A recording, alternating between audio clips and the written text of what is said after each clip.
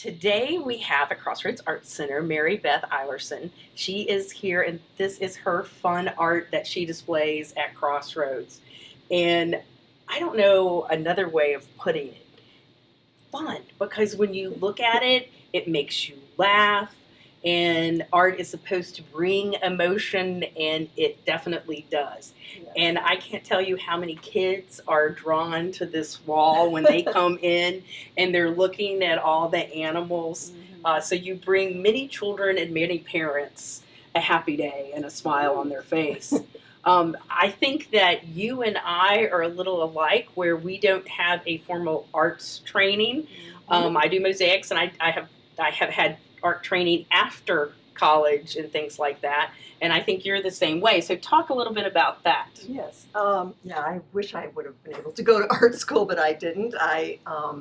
When my kids were young, I started taking all kinds of art classes at the hand workshop. Everything from drawing to pottery to photography, creative writing. I was interested in all of it. That's good. Painting, watercolor. I did everything except oils. I found my real love in acrylic painting, but that has been a long journey to get to that. That's typical for a lot of us that are at Crossroads. That's for sure.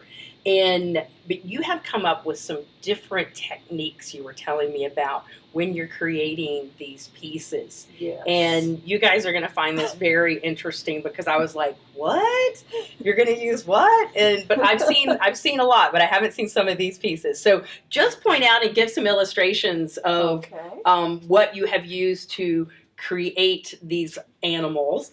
And I will say, and you may not be able to see this really on camera, but if you're in here, you can see the layers on how they go back and how they come forward in all these pieces. But go ahead and yes, I usually do maybe 7 or 8 layers of just random mark making before I even decide what it's going to be. I mean, this became a polar bear because I started seeing melting glaciers in my inks that I was using. That got me thinking about global warming, which got me thinking about polar bears' plight. Next thing you know, it was a polar bear. But I use many other kinds of tools other than traditional brushes. On this one, for instance, I got these dramatic parallel lines by using meat tenderizer. I dip anything in paint.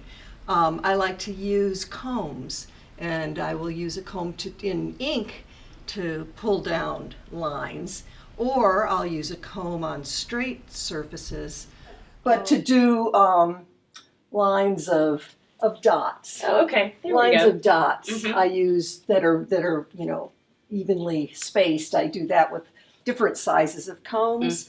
Sometimes I'll use a hair clip to do things like that and swirl it a little. All I use the tricks of the a potato masher.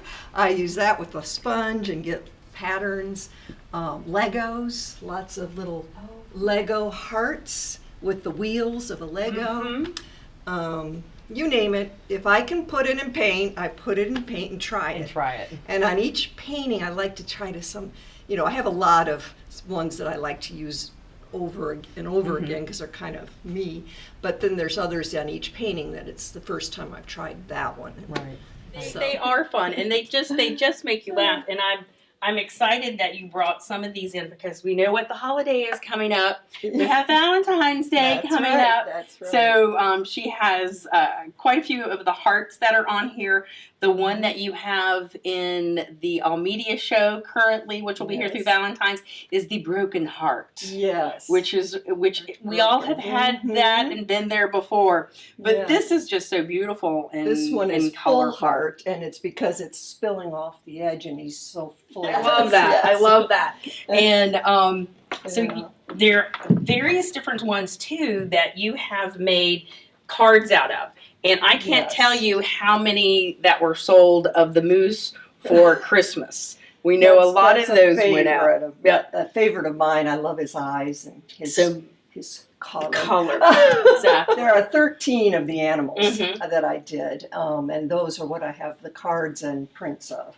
Well, and this one, the name of it is Adam Fairbanks Ace Snowboarder. Yeah, they all have. I love the names that you come up with. They're very strange, and they all have reasons. Okay, all right, and then this is Professor Nigel Buckminster New York University, NYU. NYU. Yes, because so he's the professor at NYU. Well, I he's a love visiting professor from London. There we go. Because when I was painting him, I was listening to Sting's. I'm an Englishman in New York, and so he started becoming Buckminster to me. He was an Englishman. And then I said, well, he's obviously a professor once I got the glasses on him. And then he became obviously a professor with those glasses. Nigel, because that sounded British. And, one thing led to another. Too fun. And then I love the abstracts that you've done. Are these poured pieces? Yes, those are acrylic pours. And again, I do a little manipulating of them with skewers and so forth to get different shapes and stuff once it's poured. I don't just say that. This is totally off subject, but I think these would make great scarves. Do you have any words of advice for any artist like us who doesn't have education in art to tell them of what to do just to get started?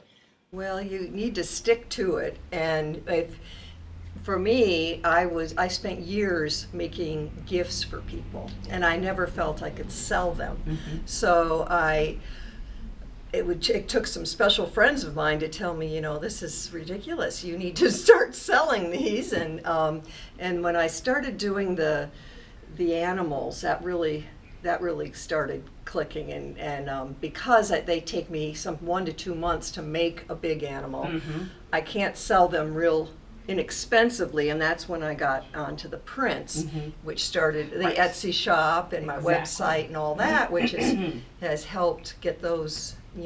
Well, and doing the prints is wonderful because not everybody can afford the original. Yeah. And these are so smaller fun. Ones that are affordable, but big ones. Yeah. These are so fun because these could be used in a child's room, and they're going to grow up, and they may like the piece, they may not like it later, and you just haven't spent a ton of money to put a piece of artwork in. I've had people use, deer over the fireplace. I've had people use 3 of them in a nursery. I've had all kinds of. I sold some over in Denmark. The man from Denmark saw them at my sister's and ordered 3 for his nursery. See, that's so fun. I mean, you just don't, it's kind of interesting. Well, and we have a lot of folks that come in and they're asking for gifts for a baby shower or something like that. So this is definitely one of the places, one of the spots that we bring them over and say these would be really fun and different.